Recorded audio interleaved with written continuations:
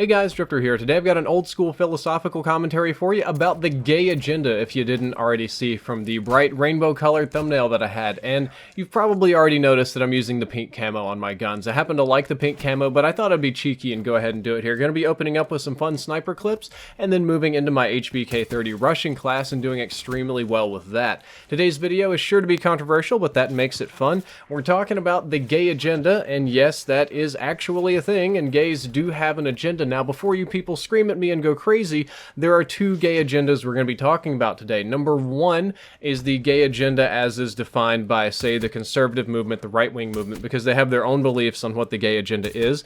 And number two is the actual gay agenda that the gays set for themselves, which is very surprising to me. I kind of got bored on my trip home to visit my father, and I was reading some political stuff, and something about the gay agenda popped up, and I was like, you know what? I've never actually researched the gay agenda. I always just assumed that it was something made up. So let me, do some Googling and dig into some papers here and see what I can find.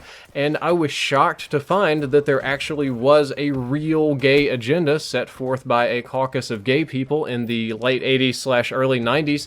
And it was kind of brilliant in a lot of ways. I found it interesting enough to make a video about, so that's what we're doing today. Let's start with the most incendiary version of the gay agenda first, the conservative version of the gay agenda, what they say the gays are doing to our country. This is the one that you're most likely to see on the O'Reilly Factor or discussed in church or on TV news or something like that.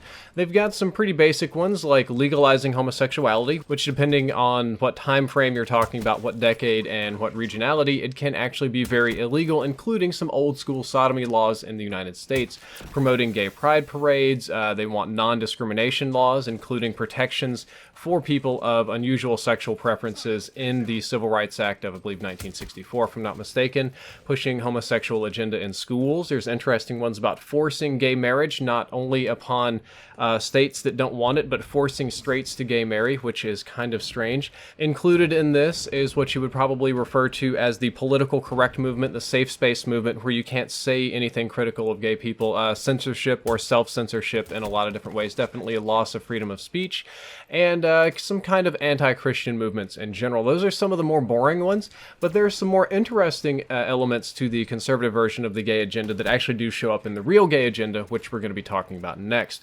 One of the ones, which is I personally don't believe in, is they believe that it's about repealing all laws governing the age of sexual consent, basically in order to make children and teens more vulnerable for sexual predators, because the belief has been for a long time that gay people are far more likely to be sexual predators than straight people.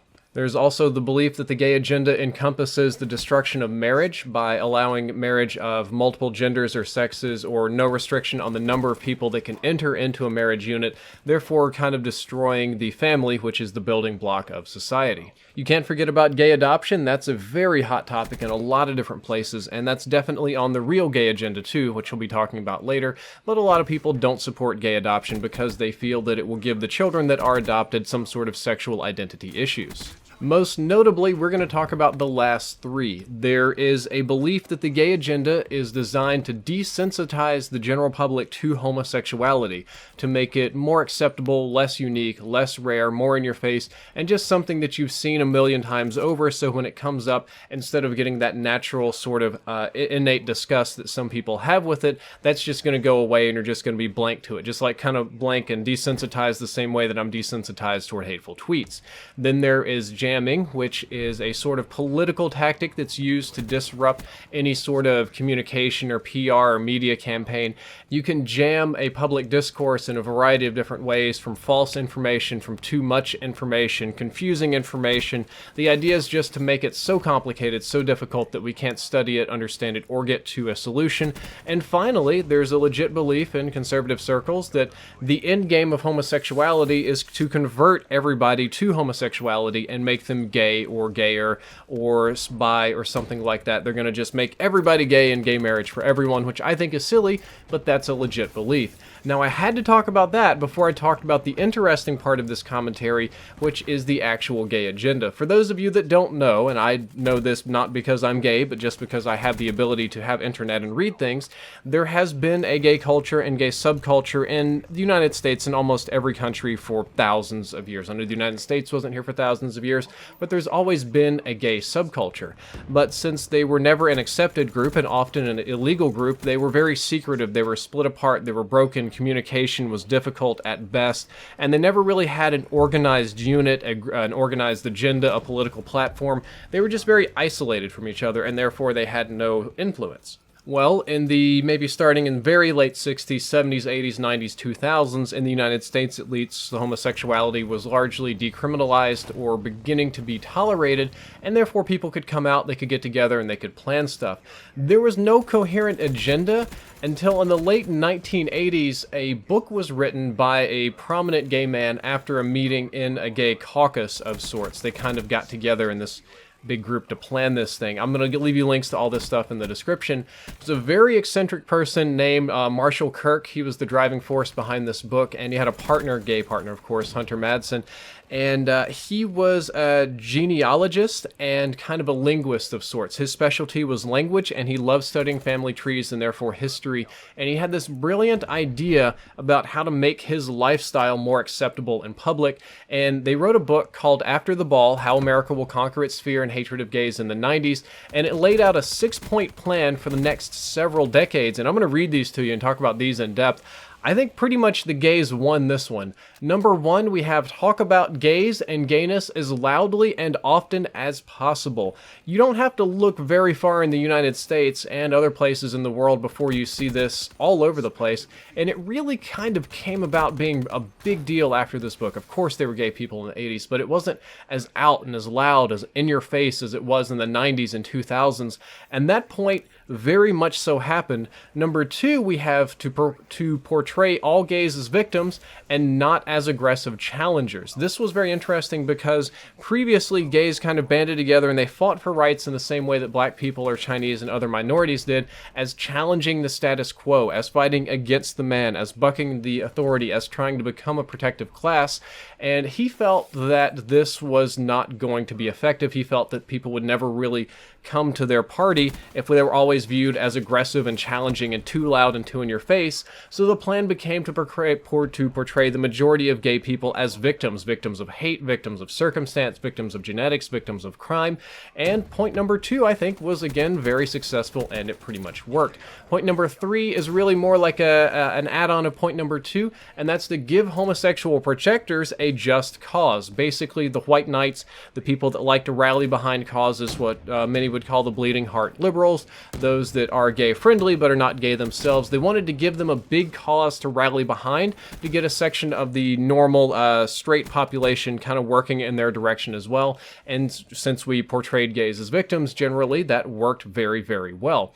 Point number four is where things start getting more interesting, at least to me, because I'm a little bit older than most of you. And point number four was to make gays look good, to always portray homosexuality positively in every single fashion. The idea of the old sketchy gay dude that has a bunch of diseases and gives blowjobs on the street, gone. The weird gay people that are pedophiles and you know, they hunt children, gone.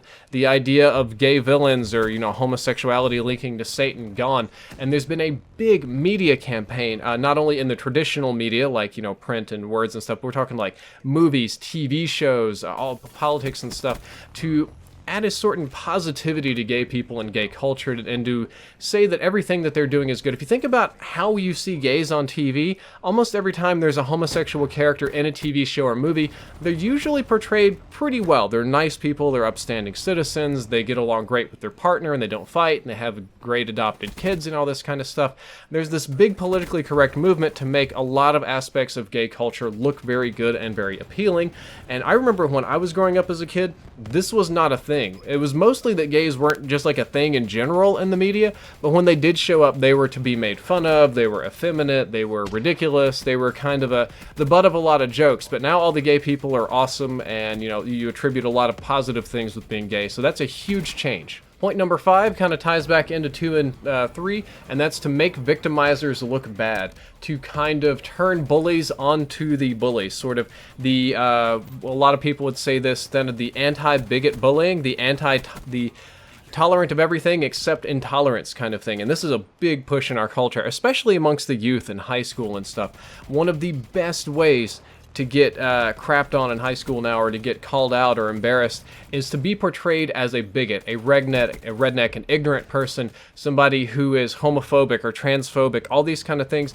These bigots get slammed in the media mercilessly, sometimes out of proportion to what they've actually did, and sometimes when they didn't really do anything at all. But the idea is that anybody that stands against the gay agenda is always going to be portrayed as bad and negative. And finally, point number 6 is to get funds from corporate America. This man's belief is that if you don't get money involved, nothing's going to happen. But once we get corporate America involved and we get money flowing, then things are going to happen. And as long as gay people can be shown to be a part of that, then it's going to work. And the overall goal with this was to have gay people not be seen as challenging the status quo, but as complete victims of circumstance, and that their attraction was just that of circumstance as well. And the idea was, as he wrote, that if people view homosexuality as, it's just a choice like drinking Coke or Pepsi, then their battle for civil rights is already won. In reading this, and I again read this very recently, it occurred to me that the gays, accomplished pretty much all 6 of the points that they wrote about in this seminal book. Now, a lot of this was wrapped up and completed in the 2000s. I don't know what the current plan is. It's not like I think there's a giant gay cabal of people that get together and plan on how they're ruining America or their giant agenda or stuff. And it's maybe even less organized now since the group is bigger. It's probably fractured several times over versus this core small group I think was largely homosexual men, but they worked with lesbians as well.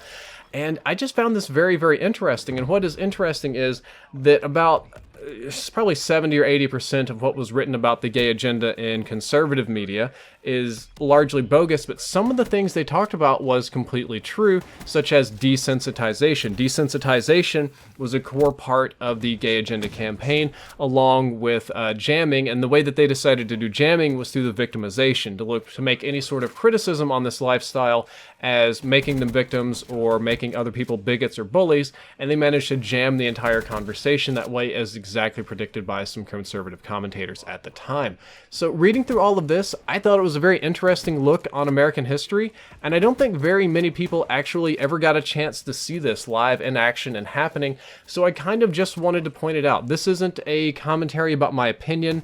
This isn't an anti-gay or pro-gay commentary. I'm sure I've said 1,000 things that many of you will find offensive. I'm going to leave links to all this sort of stuff in the description so you can read about it in depth on your own if you want to, but I just found this very interesting, and it's just something to get your mind thinking. Guys, I hope you enjoyed the video. I hope you learned something useful. If you did, don't forget to like, favorite, and subscribe. Drifter out.